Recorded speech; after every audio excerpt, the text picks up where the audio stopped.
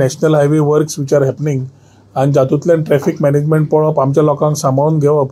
जे स्वताचे पोट पळयता आणि at the same time minimum disturbance to the existing development like the service road existing service road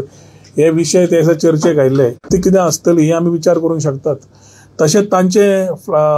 construction जो करता फ्लायओव्हर ताजें काम सुरवात कर बॅरिकेडिंग जातकर अवेलेबल स्पेस कितें आमचे पिलर्स खंय येता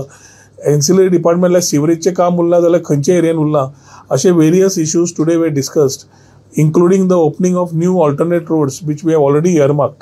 There are concerns which were raised by State Highway and National Highway also regarding NOCs. So we have very clearly said की रस्त्याचे काम सुद्धा चालू जावपाक जाय नाल्यार बाकीची डिपार्टमेंटां उदकाची लायटीची ते काम चालू करूंक शकत ना आणि तांचो समज आमी डिले केलो बाकीचे रस्ते न ओपन जाता जाल्यार मेन ट्रॅफिक मुवमेंटाक यथेश्ट त्रास जातलो.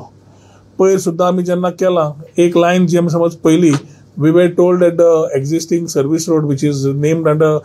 the late Vishwanath Lavande road त्या रस्त्याक सुद्धा they may not be able to hold which we are very clear की तो रस्त्याक टच करपाक जायना म्हणून.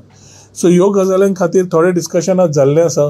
हे सगळे पॉयंट जे आमी आज रेज केल्या जे पयर आमी इन्स्पेक्शना मागीर आशिल्ले ते वेरियस डिपार्टमेंट्सा कडेन आज डिस्कशनूय जालें. ते पॉयंट्स मिनीट जावन we have asked principal chief engineer to have the further course of these points which we have discussed to find solutions for this, for which in the next 8-10 days we will again have a meeting and then maybe